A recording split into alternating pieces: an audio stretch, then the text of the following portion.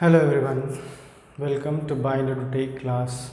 Last video में हम लोगों ने डिस्कस किया एडवांटेज ऑफ डिपार्टमेंटल स्टोर्स। उसमें हम लोगों ने 7 पॉइंट डिस्कस किया। इस वीडियो में हम बात करने वाले हैं लिमिटेशंस, डीमेरिट्स या हम बोल सकते हैं disadvantage of departmental stores. So let's see the points of demerits. Number 1, high operating cost. Departmental store को जो ऑपरेट करने का कॉस्ट होता है वह बहुत ज़्यादा होता है। Operating cost of departmental store is very high.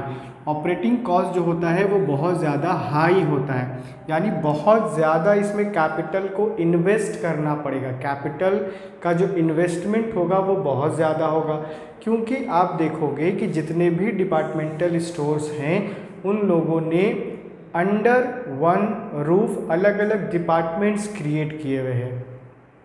Her department में वो प्रोडक्ट हमेशा अवेलेबल रहना चाहिए जिसका रिक्वायरमेंट कस्टमर को होता है या कस्टमर जिसको परचेस करने के लिए वहाँ पर रीच किया है। सो डैट ऑपरेटिंग कॉस्ट तो ऑटोमेटिकली हाई होगा ही। They have to spend huge amount of fund. Okay, वो बहुत ज़्यादा पैसा जो है खर्च करते हैं एडवर्टाइजिंग विंडो में, जिसे हम डिस्प्ले बोल सकते हैं, decoration of showroom, provision of facilities, यानी इतनी फैसिलिटी प्रोवाइड करवाते हैं अपने कस्टमर को जिनके तहत उन्हें कुछ कॉस्ट बेयर करना पड़ता है। डिपार्टमेंटल स्टोर्स में आप देखोगे कि बहुत ज़्यादा डिस्प्ले एरिया होता है जहाँ पर उन्हें बहुत ज़्यादा डेकोरेशन करना पड़ता है, ताकि जो कस्टमर अगर वहाँ पर रीच कर रहा है तो वो प्रोडक्ट को इतना अट्रैक्टिव वे में प्रेजेंट करते हैं जिसमें कस्टमर नहीं चाहते हुए भी परचेस कर लेता है, क्योंकि वो देखने में ही इतना अच्छा लगता है। डिपार्टमेंटल स्टोर्स में नंबर ऑफ प्रोडक्ट्स अवेलेबल होते हैं, वैरायटी ऑफ प्रोडक्ट्स अवेलेबल होते हैं। वन लाइन के प्रोडक्ट अलग अलग ब्रांड में अवेलेबल होते हैं, जिसके तहत वो जो डिपार्टमेंटल स्टोर है वो ये चाहता है कि मैं अपने कस्टमर को इस स्टोर से खाली हाथ नहीं जाने दूँ, यानी जो कस्टमर यहाँ पर विज़िट किया है उसे कुछ ना कुछ परचेस करना चाहिए। यानी वो इतना अट्रैक्टिव वे में रिप्रेजेंट करता है कि जिसके तहत कस्टमर उसे परचेस कर लेता है। Advertising window, decoration of showroom. Showroom को वो क्या करता है, डेकोरेट करके रखता है, इतना अट्रैक्टिव बनाता है, इतना डेकोरेशन करता है कि जनरली जो स्मॉल स्केल के रिटेलर्स होते हैं वो उतना डेकोरेशन पर ध्यान नहीं देते हैं या वो इतना डेकोरेट नहीं करते हैं कि जिसके तहत जो कस्टमर है वो अट्रैक्ट हो जाए। अगर आप डिपार्टमेंटल स्टोर में विज़िट करो और दूर से ही कोई प्रोडक्ट आपको नज़र आ रहा है तो वो इतना देखने में ही अच्छा लगता है कि जो कस्टमर्स होते हैं वो उसे परचेस कर लेते हैं। लेकिन जो स्मॉल स्केल रिटेलर्स होते हैं उनके पास उतना सफिशिएंट स्पेस नहीं होता है, क्योंकि डिपार्टमेंटल स्टोर के पास क्या चाहिए होगा, बहुत ज़्यादा स्पेस चाहिए, यानी स्पेस ज़्यादा होगा, प्लेस ज़्यादा होगा, तभी तो वो अलग अलग डिपार्टमेंट क्रिएट कर पाएगा। अब अलग अलग डिपार्टमेंट्स में वन लाइन प्रोडक्ट को अगर वो इंट्रोड्यूस कर रहा है तो उसके भी वो अलग अलग ब्रांड्स अवेलेबल करवाएगा, वैरायटी ऑफ प्रोडक्ट अवेलेबल करवाएगा, तो जिसके तहत उसे क्या चीज़ की आवश्यकता होगी, तो कैपिटल की आवश्यकता होगी। ओके, तो डेकोरेशन करने में इसका खर्च लगता है, क्योंकि डेकोरेशन तो ऐसे होगा नहीं, उसमें कुछ ना कुछ इन्वेस्टमेंट करना पड़ेगा। These expenses make their operating cost very high as compare to small scale. और ये सारे जो ऑपरेटिंग कॉस्ट है ये इसे बहुत ज़्यादा हाई लेवल पे ले जाते हैं या बहुत हाई कॉस्ट इसमें होता है अगर हम कंपेयर करेंगे स्मॉल स्केल से। स्मॉल स्केल रिटेलर्स जो होते हैं या स्मॉल स्केल रिटेलिंग स्टोर जो हैं वो बहुत ज़्यादा ऑपरेटिंग कॉस्ट उनका हाई नहीं होता है। उनका जो ऑपरेटिंग कॉस्ट होगा वो एवरेज हो सकता है या उतना होगा जितना वो बेयर कर पाए। लेकिन यहाँ पर डिपार्टमेंटल स्टोर इतना डेकोरेशन पर ध्यान देता है, डिस्प्ले ऑफ द प्रोडक्ट पर ध्यान देता है, कस्टमर को कैसे वो सर्विसेज प्रोवाइड करे, फ्री होम डिलीवरी प्रोवाइड कर रहा है या क्रेडिट फैसिलिटी दे रहा है, तो इन सारे चीज़ों के लिए उसे क्या चाहिए, कॉस्ट तो बेयर करना पड़ेगा। तो कॉस्ट जब ज़्यादा लगेगा तो ऑपरेटिंग कॉस्ट ऑटोमेटिकली हाई हो जाएगा। Next we have point number 2, high price. Due to high operating cost, high operating cost के कारण ही जो प्राइस होगा उस प्रोडक्ट का वो हाई होगा। यानी बहुत ज़्यादा खर्च अगर डिपार्टमेंटल स्टोर का ऑनर कर रहा है तो वो कहाँ से उस चीज़ को बेयर करेगा, वहाँ से बेयर करेगा जब उसका प्रोडक्ट कस्टमर को सेल आउट हो जाएगा। यानी जो कस्टमर जो प्रोडक्ट को परचेस करेगा, जो परचेजिंग प्राइस होगा, उसी प्राइस से वो अपने कॉस्ट को रिकवर करेगा एज वेल एज वो प्रॉफिट अर्न करेगा। जब तक डिपार्टमेंटल स्टोर का सेल है वो इंक्रीज़ नहीं करता या वो अर्न नहीं कर लेता प्रॉफिट, तब तक वो अपने कॉस्ट को रिकवर कैसे कर पाएगा या कॉस्ट का कंपनसेशन कैसे दे पाएगा। तो कॉस्ट को कंपनसेट वो तभी कर पाएगा जब वो प्रॉफिट अर्न कर पाएगा, यानी जो उसका सेल है वो इंक्रीज़ होगा, जो प्रोडक्ट है उस प्रोडक्ट का जो प्राइस है वो हाई हो जाता है। अगर आप स्मॉल स्केल रिटेलर्स के पास जाओगे तो वहाँ पे आपको कम से कम दामों में भी प्रोडक्ट अवेलेबल होता है, क्योंकि जो उसका ऑपरेटिंग कॉस्ट है वो बहुत ज़्यादा नहीं होता। वो अपने शोरूम, वो अपने दुकान को बहुत ज़्यादा डेकोरेट नहीं करता है या बहुत ज़्यादा डिस्प्ले एरिया वो शो नहीं करता है या बहुत ज़्यादा फैसिलिटी भी वो प्रोवाइड नहीं करता है। एक कम पूंजी के साथ तो उसने अपने बिजनेस को स्टार्ट किया है, कम एरिया में है, लिमिटेड नंबर ऑफ कंज्यूमर के लिए है। यानी उसका जो टारगेट है वो क्या है कि इस एरिया में जितने भी कस्टमर्स है बस उन्हीं के लिए हमारा बिजनेस रन कर रहा है। एक्सेप्शनल केसेस में कि बगल वाले एरिया से कोई एक दो कस्टमर आ जाए वो रेयर टू रेयर केस में होता है, लेकिन जो स्मॉल स्केल रिटेलर्स होते हैं जो उनका एरिया होता है वो लिमिटेड होता है, टारगेटेड रेसिडेंशियल एरिया को वो लोग मान करके चलते हैं और उसी के रिक्वायरमेंट्स को पूरा करने के लिए वो लोग कैपिटल को इन्वेस्ट करते हैं और बिजनेस को रन करते हैं। लेकिन डिपार्टमेंटल स्टोर जो है वो सेंट्रल लोकेशन में सिचुएटेड होता है, लोकेटेड होता है, जहां से उसका मकसद ये है कि हमने लार्ज नंबर ऑफ कस्टमर को अट्रैक्ट करना है, कैसे हम लार्ज नंबर ऑफ पीपल को अपने प्रोडक्ट बेच पाएँ। तो इसके लिए वो क्या करता है, बहुत ज़्यादा इन्वेस्टमेंट करता है।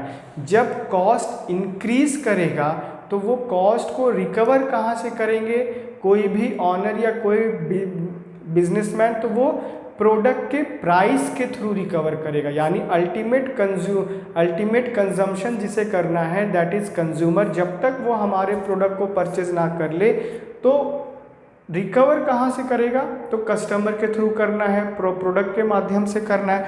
तो उसी के लिए क्या हाई हो जाता है, प्राइस हाई हो जाता है। यानी कॉस्ट ज़्यादा होगा तो रिकवर कहाँ से करेंगे, प्राइस से करेंगे। तो हर वो प्राइस प्रोडक्ट का जो है वो इंक्रीज़ करता चला जाएगा। The prices charge in a departmental store are higher than the price of small shops. Small shops में जितने भी प्रोडक्ट अवेलेबल हैं या जितने भी प्रोडक्ट सेल आउट होते हैं उनका जो कॉस्ट होता है वो बहुत ज़्यादा हाई नहीं होता है। रीज़नेबल कॉस्ट में या रीज़नेबल प्राइस पर वो प्रोडक्ट अवेलेबल हो जाता है। लेकिन जब सेम प्रोडक्ट की हम लोग बात करते हैं तो वही जब डिपार्टमेंटल स्टोर में जाता है तो उसका प्राइस हाई हो जाता है, क्योंकि वो नंबर ऑफ फैसिलिटीज़ प्रोवाइड कराता है। फॉर एग्जांपल अगर आप डिपार्टमेंटल स्टोर में जैसे ही विजिट करोगे तो उसने एसी मेंटेन करके रखा हुआ है, कुछ और फैसिलिटी उसने प्रोवाइड किया है कि कस्टमर को वहाँ पर बहुत ज़्यादा रिलैक्स महसूस हो, है ना। तो इसके लिए वो कुछ ना कुछ तो इन्वेस्ट कर रहा है, कैपिटल लगा रहा है, बहुत ज़्यादा फाइनेंस को इन्वेस्ट कर रहा है। तो एट द एंड वो रिकवर कहाँ से करेगा, तो प्रोडक्ट के प्राइस से करेगा जिसको पे करेगा कस्टमर्स। तो कस्टमर वही कस्टमर वहाँ पर जाएंगे जो हाई लेवल इनकम से बिलोंग कर रहे हैं, क्योंकि बहुत कम इनकम वाले कंज्यूमर जो हैं या एवरेज इनकम वाले कंज्यूमर जो हैं वो बहुत ज़्यादा डिपार्टमेंटल स्टोर ज़्यादा जाना पसंद नहीं करते हैं, क्योंकि वहाँ पे जो कॉस्ट होता है या प्राइस होता है वो बहुत ज़्यादा होता है। जो वो ये चाहते हैं कि हमें कम से कम दामों में या रीज़नेबल प्राइस में जहाँ से वो प्रोडक्ट अवेलेबल हो जाए, क्यों ना हम उसी प्रोडक्ट को परचेस करें, ताकि जो हम अपने बाकी के रिक्वायरमेंट्स हैं या जो बाकी के नीड्स हैं हम उसको ईजिली पूरा कर पाएँ। लो इनकम वाले पीपल जो हैं या एवरेज इनकम वाले पीपल जो हैं उन हर के रिक्वायरमेंट्स जो हैं वो वैरी करते हैं, नीड्स अगर उनके पूरे हो रहे हैं तो नीड्स के अलावा रिक्वायरमेंट और भी होते हैं जिन्हें उनको पूरा करना होता है। वो अगर एक प्रोडक्ट को परचेस करने के लिए बहुत ज़्यादा प्राइस पे कर रहे हैं तो बाकी जो उनका रिक्वायरमेंट्स है वो पेंडिंग हो जाएगा। तो वो ये चाहते हैं क्यों ना हम स्मॉल शॉप में विज़िट करें और वहाँ से हम गुड्स को परचेस करें। तो जब ऑपरेटिंग कॉस्ट इंक्रीज़ होगा तो डेफिनेटली प्राइस जो है वो प्रोडक्ट का इंक्रीज़ करेगा, और जब प्रोडक्ट का प्राइस इंक्रीज करेगा तो कंज्यूमर जो है वो डिक्रीज होना स्टार्ट हो जाएगा, यानी कंज्यूमर स्टोर में ज़्यादा जाना पसंद नहीं करेगा। वो वहाँ ज़्यादा जाना पसंद करेगा जहाँ पर उसे रीज़नेबल रेट में या बहुत ही कम पैसे में उसे वो प्रोडक्ट अवेलेबल हो जाए। डिपार्टमेंटल स्टोर्स के ऑनर जो होते हैं वो एडवर्टीज़मेंट पे भी बहुत ज़्यादा फोकस करते हैं, एडवर्टीज़मेंट पे भी बहुत ज़्यादा फंड्स को इन्वेस्ट करते हैं, जिसके तहत जो उनका ऑपरेटिंग कॉस्ट है वो भी बढ़ता चला जाता है। कंज्यूमर को अवेयर करवाना, कंज्यूमर को अपने स्टोर के बारे में इंफॉर्मेशन सप्लाई करना, प्रोडक्ट का इंफॉर्मेशन सप्लाई करना, ओके, एक शोरूम क्रिएट करना और उसमें डिपार्टमेंट्स क्रिएट करना, तो इन सारी चीज़ों को करने के लिए बहुत ज़्यादा फंड्स की आवश्यकता होती है। तो ऑपरेटिंग कॉस्ट इंक्रीज़ होगा तो उसके साथ साथ प्राइस जो है वो भी इंक्रीज़ करेगा। Next we have is difficulty in operation. थोड़ा सा डिफ़िकल्ट होता है चीज़ों को ऑपरेट करने में, मैनेज करने में। The departmental store is divided into various departments. Departmental store जो है वो अलग अलग डिपार्टमेंट्स में बटा हुआ होता है एक ही छत के नीचे, यानी एक ये डिपार्टमेंटल स्टोर है, ओके। इसमें आप देखोगे कि अलग अलग ये जैसे एंट्री पॉइंट है तो ये अलग अलग डिपार्टमेंट्स में होता है, ओके। एक ही रूफ के अंदर या एक ही छत के अंदर ये अलग अलग डिपार्टमेंट्स में कैरी होता है, तो थोड़ा सा मुश्किल हो जाता है कि जो ऑनर है वो फोकस कर पाए या उस चीज़ को ईजिली ऑपरेट कर पाए। It is very difficult to maintain effective supervision. तो मैनेजर को, या हम बोल सकते हैं जो ऑनर ऑफ द डिपार्टमेंट है, उसको थोड़ा सा मुश्किल होता है कि वो बहुत ज़्यादा फोकस कर पाए किसी एक चीज़ पर। अलग अलग डिपार्टमेंट्स हैं तो उस पर उसको हर डिपार्टमेंट में ध्यान देना होगा।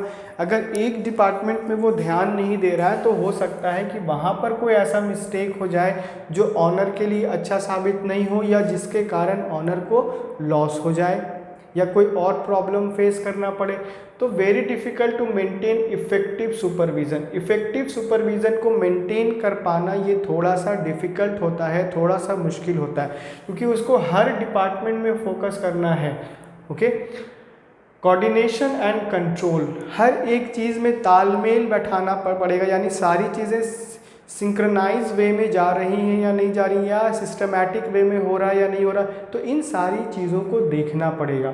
तो डिपार्टमेंटल स्टोर में थोड़ा सा डिफ़िकल्ट होता है कि एक ऑनर जो है वो सारी एक्टिविटी पर कैसे फोकस करे या सारी एक्टिविटी को कैसे एक ही बार में सुपरवाइज करे।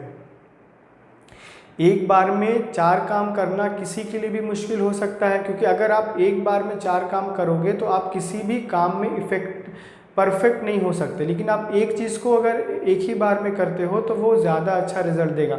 अगर हम बात करते हैं स्मॉल शॉप्स के बारे में, तो स्मॉल शॉप जो होता है वो लिमिटेड एरिया में होता है। एक छोटा सा स्टोर होता है और एक मालिक होता है या उसका एक एम्प्लॉय साथ में होगा, तो वो अपने इसी स्टोर को अच्छे से सुपरवाइज कर सकता है। एक जगह बैठ कर के वो हर चीज़ों को देख सकता है, कंट्रोल कर सकता है। अगर उसके पास एक एम्प्लॉय है तो वो उसे इंस्ट्रक्शन देगा, ऑर्डर देगा, वो ये बताएगा कि तुम ये करो, तुम वो नहीं करो, तो वो ईजिली हर चीज़ को मैनेज कर सकता है, सुपरवाइज कर सकता है और अपना कंट्रोल कर सकता है। अगर कंट्रोल उसका लूज़ होता चला गया तो बिज़नेस जो है वो बहुत ज़्यादा अच्छे से रन नहीं हो पाएगा। तो डिपार्टमेंटल स्टोर्स के जो ऑनर होते हैं, अगर उन्होंने कंट्रोल कम करना स्टार्ट कर दिया या वो इफ़ेक्टिव कंट्रोल नहीं कर पा रहे हैं, तो उससे क्या होगा कि जो वहाँ पे उनके स्टाफ्स हैं फिर वो अपने हिसाब से चीज़ों को मैनेज करने लगते हैं, वो अपने हिसाब से चीज़ों को देखने लगते हैं, जिसका नुकसान वहाँ के ऑनर को होता है।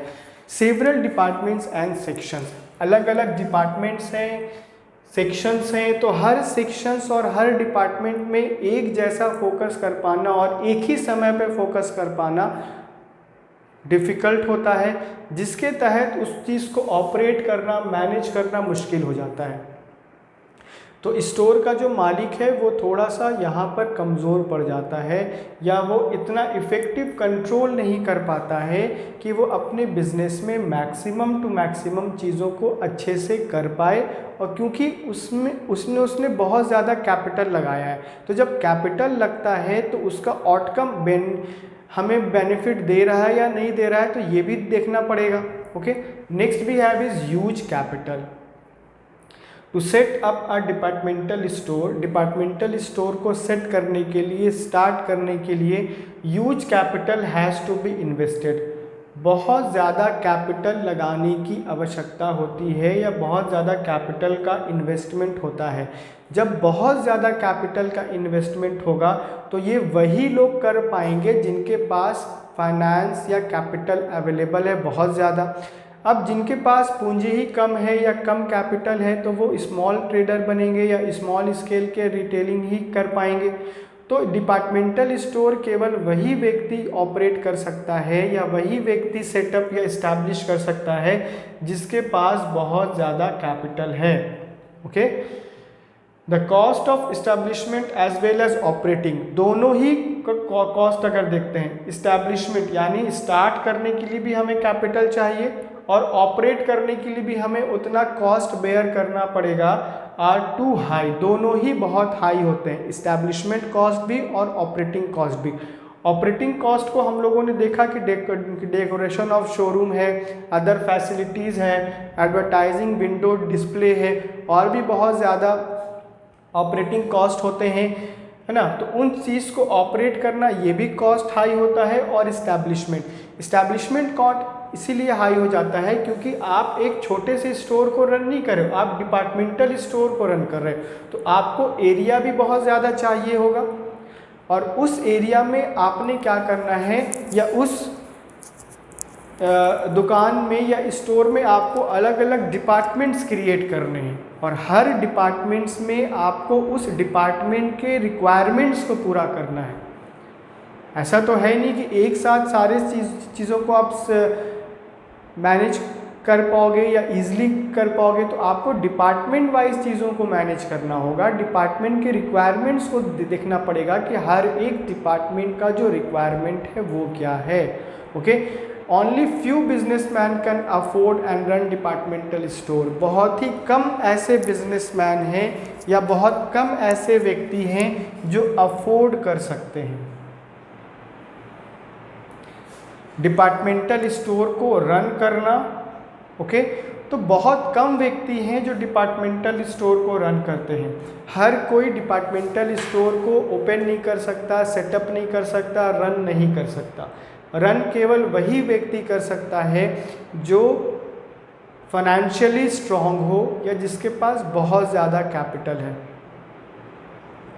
कम पूंजी के साथ अगर हम बिज़नेस को करते हैं तो यहाँ पर बिज़नेस को हम बहुत अच्छा तो नहीं बोलेंगे, लेकिन है कि हम उन रिक्वायरमेंट्स को पूरा कर सकते हैं जितना हमारे पास कैपिटल अवेलेबल है। लेकिन जब हम डिपार्टमेंटल स्टोर की बात करते हैं तो डिपार्टमेंटल स्टोर में जो कैपिटल प्लस अदर रिसोर्सेज की आवश्यकता होती है वो बहुत ज़्यादा हाई होता है। एक तो आपको बहुत ज़्यादा कैपिटल इन्वेस्ट करना पड़ेगा, प्लस आपको अपने डिपार्टमेंट के हर सेक्शन में उन चीज़ों को अवेलेबल रखना पड़ेगा। अगर एक भी सेक्शन में या कोई एक सेक्शन के प्रोडक्ट अवेलेबल नहीं है तो कस्टमर जो है शायद वो दोबारा विज़िट ना करे, क्योंकि एक तो जो सिचुएटेड है या जो लोकेटेड है डिपार्टमेंटल स्टोर वो थोड़ा सा रेसिडेंशियल एरिया से डिस्टेंस पर है। तो एक कस्टमर जब अपने सारे नियर वन को छोड़ करके आता है डिपार्टमेंटल स्टोर में, यानी जो उसके घर के आसपास जितने स्टोर्स हैं उनको छोड़ करके वो डिपार्टमेंटल स्टोर विज़िट करता है, तो टाइम देता है, डिस्टेंस पर आ रहा है, और वहाँ जाने के बाद भी अगर उसके रिक्वायरमेंट्स पूरे नहीं हो रहे हैं तो दूसरी बार वो वहाँ पर विज़िट नहीं करेगा। तो यहाँ पर वही कर पाएंगे जो उन चीज़ों को हर समय अवेलेबल करवा पाए। डिपार्टमेंटल स्टोर के ऑनर डायरेक्टली कनेक्टेड होते हैं किसके पास, तो मैन्युफैक्चरर्स के पास। जैसे ही चीज़ों की कमी हुई उसने पहले ही इंफॉर्मेशन दे दिया मैन्युफैक्चरर्स को। अगर मैन्युफैक्चरर डिले कर रहा है तब भी लॉस कौन बेयर करेगा, डिपार्टमेंटल स्टोर। इसके लिए क्या करता है डिपार्टमेंटल स्टोर कि पहले ही वो ऑर्डर दे देता है कि जिसके तहत उसे देर ना हो। लेकिन फिर भी अफोर्ड तो स्मॉल रिटेलर बिल्कुल भी नहीं कर पाएगा, क्योंकि स्मॉल रिटेलर जो है वो होलसेलर से क्रेडिट पर प्रोडक्ट लेते हैं और जब वो प्रोडक्ट सेल आउट होता है तभी वो उसे पेमेंट करते हैं। लेकिन यहाँ पर जनरली मैन्युफैक्चरर जो है वो कैश पर ही ध्यान देता है, क्योंकि जब वो बल्क में गुड्स को प्रोड्यूस कर रहा है और डिस्काउंट भी मिल रहा है किसे, डिपार्टमेंटल स्टोर के ऑनर को। तो जब मैन्युफैक्चरर्स के द्वारा डिस्काउंट दिया जा रहा है तो मैन्युफैक्चरर्स तो यही बोलेगा कि जब मैंने आपको डिस्काउंट दिया है तो आपने भी पेमेंट करना है कैश में, आप क्रेडिट पर प्रोडक्ट नहीं ले हुए। अगर आपने क्रेडिट पर लिया तो हो सकता है कि हम आपको उतना ज़्यादा डिस्काउंट ना दें। अब डिस्काउंट भी लेना है, क्रेडिट पर भी लेना है, तो ये थोड़ा सा डिफ़िकल्ट हो जाता है मैन्युफैक्चरर्स के लिए, क्योंकि उसे भी अपना दूसरा एक्टिविटी परफॉर्म करना है। अगर उसे भी कंटिन्यूअस प्रोडक्शन करना है तो उसके पास भी कैपिटल होना अनिवार्य है। अगर कैपिटल नहीं होगा तो वो अदर एक्टिविटी को परफॉर्म नहीं कर पाएगा। अगर वो अदर एक्टिविटी को परफॉर्म नहीं कर पाएगा तो वो अलग जो उसके कस्टमर है वो उनको सप्लाई नहीं कर पाए। केवल यही तो डिपार्टमेंटल स्टोर नहीं है जो उससे कनेक्टेड है, और भी डिपार्टमेंटल स्टोर्स हैं या और भी रिटेलर हैं जो उससे कनेक्टेड है, प्लस होलसेलर्स हैं वो भी कनेक्टेड हैं। तो इसके लिए वो ये चाहता है कि आप पेमेंट करो तभी हम आपको डिस्काउंट देंगे कैश में, यानी कैश में पेमेंट होगा तभी डिस्काउंट मिलेगा। तो इसको रन करना या अफोर्ड करना ये हर व्यक्ति नहीं कर सकता है, और जनरली वो नहीं कर सकता है जिसके पास कैपिटल की कमी है या लिमिटेड अमाउंट ऑफ रिसोर्सेज के साथ वो बिजनेस को रन कर रहा है। इसमें हमेशा मेंटेन करके रखना पड़ेगा स्टॉक को, वो उस प्रोडक्ट को जिसका मार्केट में ज़्यादा डिमांड है या कस्टमर के द्वारा ज़्यादा डिमांड किया जाता है।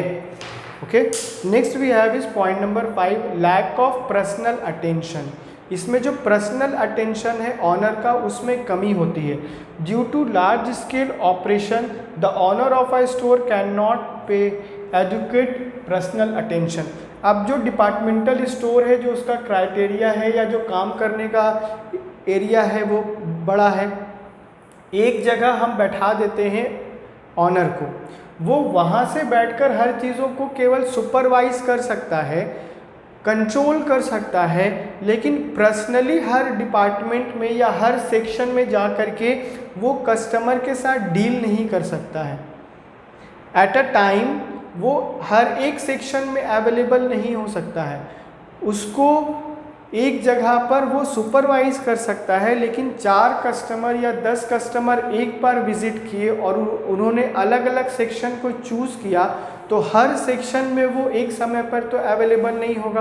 तो फिर वो क्या करेगा, तो वो स्टाफ्स को हायर करेगा। Personal attention to the customer, customer को वो पर्सनल अटेंशन नहीं देता। He has to appoint salaried staff, तो वो क्या अपॉइंट करता है, स्टाफ को हायर करता है। तो स्टाफ जब आएंगे तो क्या स्टाफ का वो अपना दुकान है, नहीं है, स्टाफ को वहाँ पे सैलरी मिल रहा है। स्टाफ उतना अटेंशन नहीं देगा जितना एक ऑनर खुद दे सकता है to attend the large number of customers.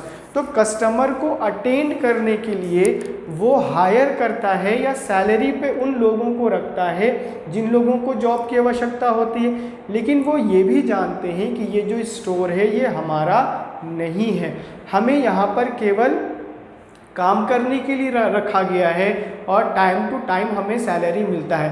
तो कभी कभी जो स्टाफ्स होते हैं वो उतना अटेंशन नहीं देते हैं या उतना ध्यान नहीं देते हैं कस्टमर के रिक्वायरमेंट्स को, या कस्टमर जो उनसे मांग रहा है वो उस चीज़ को पूरा नहीं कर पा रहे। अब जो मालिक होगा डिपार्टमेंटल स्टोर का, जो ऑनर होगा, वो जितना पोलाइटली, जितने अच्छे बिहेवियर के साथ या एटिकेट के साथ कस्टमर के साथ डील करेगा, हो सकता है कि जो उसके स्टाफ हो वो उतने अच्छे एटिकेट के साथ उस कस्टमर के साथ बिहेव ना करे, थोड़ा रूडली बात करे, या उसके रिक्वायरमेंट्स को वो पूरा नहीं कर पाए, तो कस्टमर जो है वो दोबारा वहाँ पर विज़िट नहीं कर सकता, ये भी हो सकता है। तो पर्सनल अटेंशन जो है उसमें कमी होती है। ऑनर हर जगह अवेलेबल हो करके पर्सनली कस्टमर के रिक्वायरमेंट्स को नहीं पूरा कर सकता। हो सकता है कि वो 1 से 2 सेक्शन में जाए तो उसमें भी उसे टाइम लगेगा। पहले वो एक सेक्शन में जाएगा, कस्टमर से डील करेगा, कस्टमर के रिक्वायरमेंट्स को पूरा करेगा, लेकिन वो एक ही समय पे 2 सेक्शन या 2 डिपार्टमेंट में तो अवेलेबल नहीं होगा। तो फिर उसने क्या किया, हर सेक्शन और हर डिपार्टमेंट के लिए स्टाफ्स को हायर किया, और वो स्टाफ जो हैं वो कभी कभी अच्छा परफॉर्मेंस भी देते हैं, कभी कभी ख़राब परफॉर्मेंस देते हैं। वो डिपेंड करता है उनके इंटेंशंस पर। ओके, और ये भी हो सकता है कि वो केवल वहाँ पर सैलरी पर हैं, तो उन्हें पता है कि सेल हो या ना हो, हमें तो हमारा सैलरी डेफिनेटली मिलेगा। तो ये एक डीमेरिट का काम करता है डिपार्टमेंटल स्टोर के लिए। Next we have is point number 6, not located in residential colonies. Departmental stores हमेशा सिचुएटेड होते हैं सेंट्रल एरिया में या सिटी के सेंटर में। वो हर एक रेसिडेंशियल कॉलोनीज़ में सिचुएटेड या लोकेटेड नहीं होते हैं। डिपार्टमेंटल स्टोर का मकसद होता है कि हमने कैसे मैक्सिमम प्रॉफिट अर्न करना है, कैसे हम मैक्सिमम कस्टमर को अट्रैक्ट कर पाए, या कैसे हम मैक्सिमम कस्टमर तक रीच कर पाए, या हम तक मैक्सिमम कस्टमर रीच कर पाए। इसीलिए वो जगह वो चुनते हैं या वो प्लेस को वो सेलेक्ट करते हैं जहाँ पर कस्टमर को रीच करना ज़्यादा ईजी होता है। लेकिन बहुत सारे कस्टमर्स ऐसे भी होते हैं जो अपने एरिया में ज़्यादा फोकस करते हैं बाहर जाने के मुकाबले, यानी वो बाहर जाना ज़्यादा पसंद नहीं करते। वो चाहते हैं हमें प्रोडक्ट हमारे रेसिडेंशियल एरिया में ही अवेलेबल हो जाए। अ departmental store is generally situated at a distance from residence area. जितने भी रेसिडेंस एरिया हैं या जो कॉलोनीज़ हैं उनसे थोड़ा सा डिस्टेंस पर सिचुएटेड होता है क्या, डिपार्टमेंटल स्टोर। अब रेसिडेंशियल एरिया में बहुत ज़्यादा जगह तो मिलेगा नहीं जहाँ पर डिपार्टमेंटल स्टोर को ओपन किया जाए, क्योंकि डिपार्टमेंटल स्टोर को ओपन करने के लिए स्पेस जो है वो बहुत ज़्यादा चाहिए। उसमें स्पेस चाहिए तभी तो अलग अलग सेक्शन या अलग अलग डिपार्टमेंट बन पाएगा। तो रेसिडेंशियल एरिया में उतना ज़मीन या उतना स्पेस अवेलेबल नहीं होता है जहां पर डिपार्टमेंटल स्टोर को ईज़िली ओपन किया जा सके या ईज़िली उसे रन किया जा सके। Okay, from distance area residential area many people do not like to travel a long distance. बहुत सारे कस्टमर्स ऐसे हैं या बहुत सारे लोग ऐसे हैं जो बहुत ज़्यादा ट्रैवल करना पसंद नहीं करते हैं। अब कस्टमर जो है केवल वो शॉपिंग करने के लिए तो नहीं है, उसके अलग रिक्वायरमेंट्स भी हैं, बहुत सारे एक्टिविटी परफॉर्म करता है, कहीं ना कहीं वो जॉब कर रहा है। अब जॉब करने के बाद वो अपने घर आएगा, फिर वो ट्रैवल करके सेंट्रल पॉइंट में जाएगा, वहाँ जा कर के वो डिपार्टमेंटल स्टोर में विज़िट करेगा, फिर वो परचेस करेगा। तो अपने घर से फिर उतना दूर जाना फिर वापस आना ये हर कस्टमर को अच्छा नहीं लगता है। वही कस्टमर जाएंगे जो जनरली ट्रैवल करते हैं या जिनके पास मैक्सिमम टाइम बचता है, क्योंकि हर कस्टमर ये चाहता है कि कैसे हम अपने टाइम को सेव करें और अदर पेंडिंग एक्टिविटी को पूरा करें। तो बहुत सारे कस्टमर ऐसे हैं जो लंबा डिस्टेंस कवर करना या ट्रैवल करना पसंद नहीं करते to reach centrally located departmental store. फिर उन्हें क्या करना पड़ेगा, ट्रैवल करके डिस्टेंस लॉन्ग डिस्टेंस कवर करके उस एरिया में जाना पड़ेगा जहां पर डिपार्टमेंटल स्टोर सिचुएटेड है, और फिर वो वहां जाके अपने रिक्वायरमेंट्स को पूरा करेंगे। लेकिन कस्टमर ये चाहते हैं कि अगर हमारे कॉलोनी में, हमारे एरिया में अगर वही चीज़ें मिल रही हैं, थोड़ा सा उन्हें टाइम ज़्यादा, थोड़ा सा उन्हें ये होगा कि हर एक स्टोर टू स्टोर विज़िट करना पड़ेगा, लेकिन फिर भी वो सारी की सारी चीज़ें कहाँ पर अवेलेबल हैं, उनके रेसिडेंस के पास, यानी जो उनका घर वाला एरिया है, जो उनका कॉलोनी है, सारा का सारा चीज़ वहाँ पर अवेलेबल है। तो वो उस चीज़ को ज़्यादा प्रेफर करेंगे, क्योंकि हर कस्टमर का जो नेचर है या जो उसका थिंकिंग है वो सेम नहीं होगा। वो वैरी करेगा। जब वो वैरी करेगा तो वो डिपार्टमेंटल स्टोर के लिए अच्छा साबित हो रहा है या नहीं हो रहा है, अलग अलग कस्टमर के बिहेवियर से ही पता चलेगा। तो इसमें हम लोगों ने जो डिस्कस किया डीमेरिट्स या लिमिटेशंस ऑफ डिपार्टमेंटल स्टोर, जिसमें हम लोगों ने 6 पॉइंट को डिस्कस किया। Number 1 huge operating cost, number 2 high price, number 3 हम लोगों ने डिस्कस किया difficulty in operation, 4 huge capital, 5 lack of personal attention and the last हम लोगों ने जो डिस्कस किया not located in residential colonies. Okay.